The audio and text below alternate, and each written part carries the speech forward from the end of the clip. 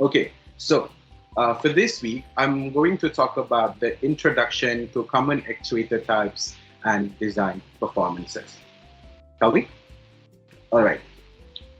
When you talk about actuators, this will be a continuation from what Harry shared last week when he talked about the fundamental and the working principles of actuators, right? So let's quickly recap of what actuator is. Where actuator actually converts energy or signals into mechanical motions, right? And when you talk about energy or signals, we do have several types of energy and signals. So this is going to trickle down where we are going to have different type of actuators that we use in our daily operations. So in my presentation today, I'm going to share about 4 different type of actuators. Number 1, hydraulic. Number 2, mechanical. Number 3, pneumatic. And lastly, we're going to talk about electrical actuators. All right. So moving on to number 1, hydraulic actuator. When you talk about hydraulic actuator isn't something that is really commonly used in oil and gas industry because of the properties itself. And then what are the fundamentals of hydraulic actuator itself? Hydraulic actuator works in a sense that it changes or it actually converts liquid pressure to actually generate energy to create motion. And when you talk about the motion itself, it divided into 2. Number 1, linear and rotary. In general, for linear motion, it actually moves from left to right or vice versa, or up and down and vice versa. And then this linear movement, for example, in daily life, we have auto gate in the shopping mall, or even in our car, we have like the car brakes. If we go to the workshop, for us to actually like lift up the car, we use hydraulic jack. Those are the common example that we use hydraulic actuator in our life, right?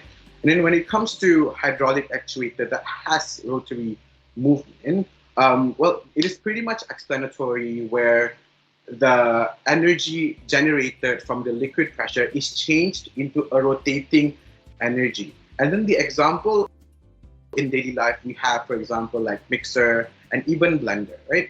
So one question I would like to ask is, why hydraulic is actually better to be used compared to mechanical when it comes to mixer and blender? We're going to answer that when we talk about the mechanical actuator when we go there in a bit. All right, so that's pretty much hydraulic actuator, right? Just pretty general. So these are the example. If you could actually see the photo, as I said, linear actuator move whether from left to right and vice versa, or even up and down and vice versa. And also when it comes to rotary, as you can see the photo, the energy rotates, right? So moving on to pneumatic actuator. When you talk about pneumatic actuator is divided into A, single acting, and B, double acting. All right, so what's the difference between single acting and double acting?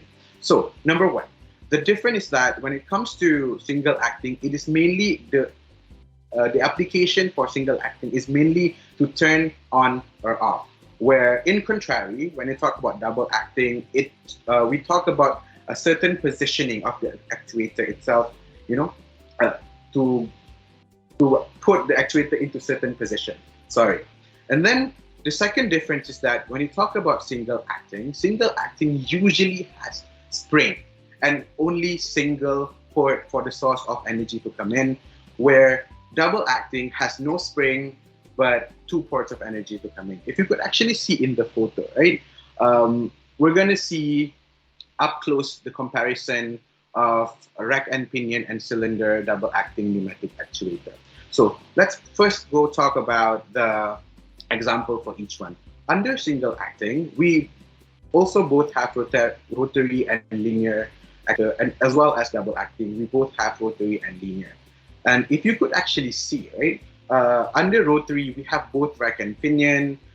When you talk about cylinder, it has in all different for single acting, rotary, linear, double acting, rotary, and linear. And we're going to talk into that into the next slide, right? Okay, let's have a better up-close comparison, when you talk about rack and pinion single acting, if you could actually see, we have a spring here for the actuator to move when the force is actually being applied. But if you compare it to double acting, we don't have spring on both sides because we have double port like here, 1 and 2, where those are the sources that will allow movement for the actuator to actually move.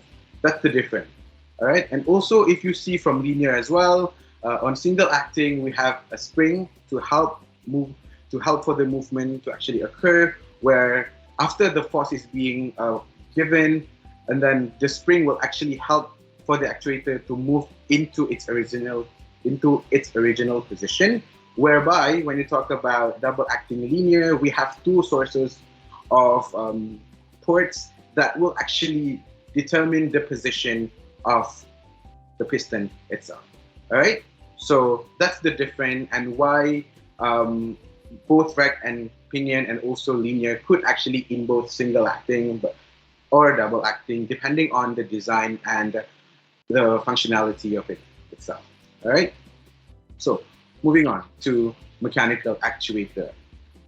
Similar to the first and second hydraulic and pneumatic actuator, mechanical actuator is also divided into linear and rotary, where under linear we have a hand wheel and hand wheel plus gearbox, and usually in rotary we have a hand wheel plus gearbox and lever.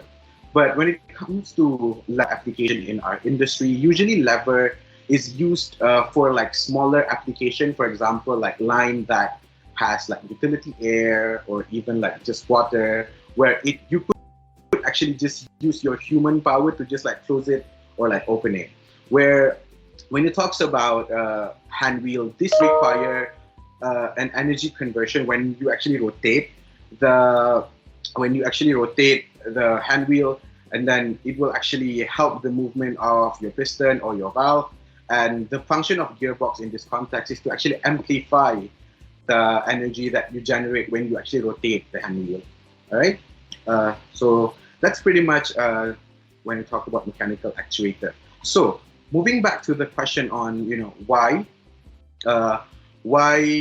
when it comes to mixer and blender, it is somehow better to use hydraulic compared to mechanical. Well, we do understand, right? When it comes to mechanical actuator, usually you have gear. So when it blends, for mechanical actuator, there will be friction between the gear during the blending actually happens. So when there is possibility of having something start when the blending or the mixing happen. So when that happens, the gear will actually start. All right, so when that starts, and the friction that happens between the gear will actually somehow possibly damage the gear as well.